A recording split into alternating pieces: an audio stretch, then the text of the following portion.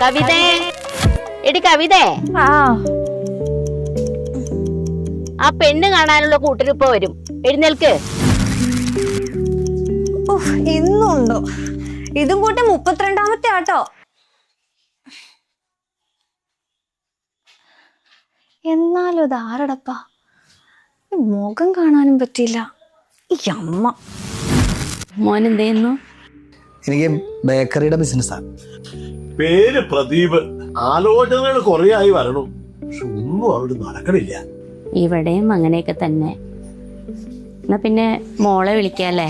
എന്നാ പിന്നെ നേരെ കളയണ്ട, വിളിക്കാല്ലേ? മോളെ,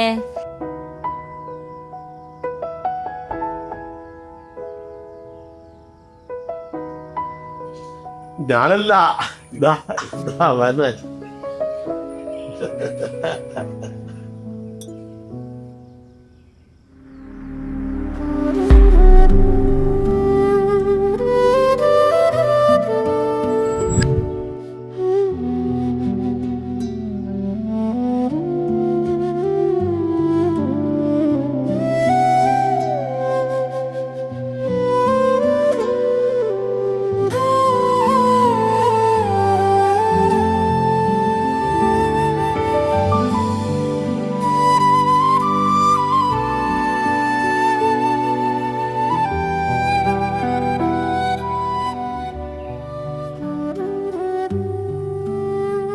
എന്താ മോളെ, നീ വരെ നേരത്തെ അറിയോ?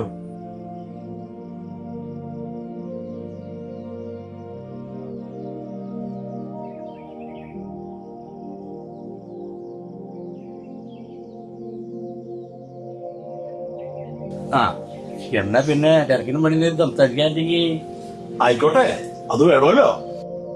മോളുടെ അച്ഛൻ കുറച്ചു നാളായിട്ട് കിടപ്പിലാണ്. എന്നാ പിന്നെ നമുക്കൊന്ന് കണ്ടേക്കാം. 7 വർഷമായി ചത്ത ശവം പോലെ എങ്ങനെ കിടക്കുക.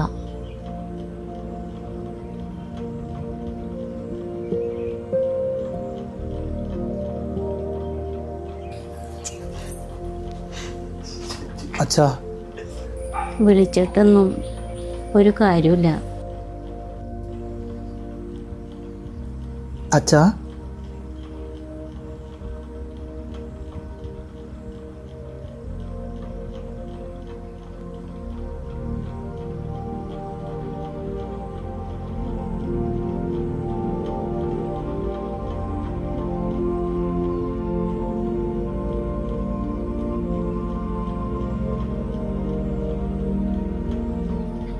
ആരാ?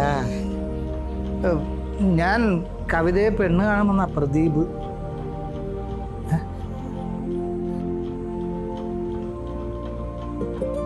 നന്നായി വരും.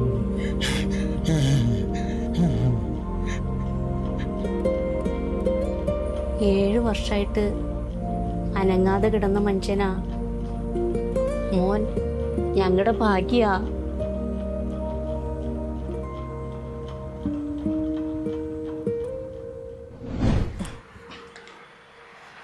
കവിത ഇന്ന് ഭയങ്കര സന്തോഷത്തിലാണോ? അതെ, അച്ഛൻ ഓക്കെ ആയതിന്റെ. ഞാനും സന്തോഷത്തിലാ. കുറേ നാളായി പെണ്ണ് കാണലൊക്കെ നടക്കുന്നേ. ഇന്നാണ് മനസ്സിനാണെങ്കിൽ ഒരാൾ കണ്ടത്. പക്ഷേ ഞാൻ ഈ മുഖം ഇതിനു മുമ്പ് കണ്ടിട്ടുണ്ട്. എങ്ങനെ?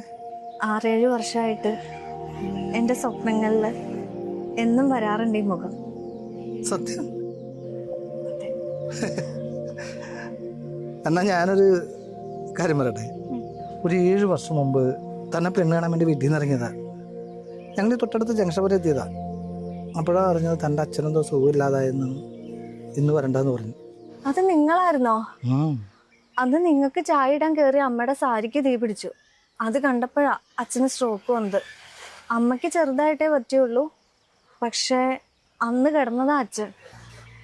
പിന്നെ ഇന്ന് പ്രദീപേട്ടൻ വന്ന് തൊട്ടപ്പോഴാ.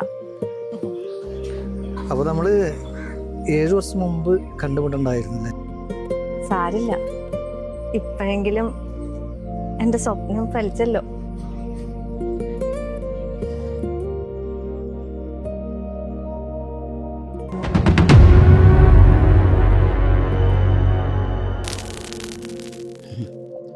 ഇന്നായിരുന്നു കാത്തിരുന്ന അവളുടെ കല്യാണ ദിവസം. പക്ഷേ മുഹൂർത്തത്തിന് അവൾ ഇറങ്ങുന്നതിന് മുമ്പ് എനിക്കിറങ്ങേണ്ടി വന്നു. നമ്മുടെ കാര്യങ്ങളെല്ലാം പൂർത്തിയായതിനു ശേഷം സമയം തീരണം എന്ന് ചിന്തിക്കുന്നത് തന്നെ ഒരു വ്യാമോഹമാണ്, അല്ലേ?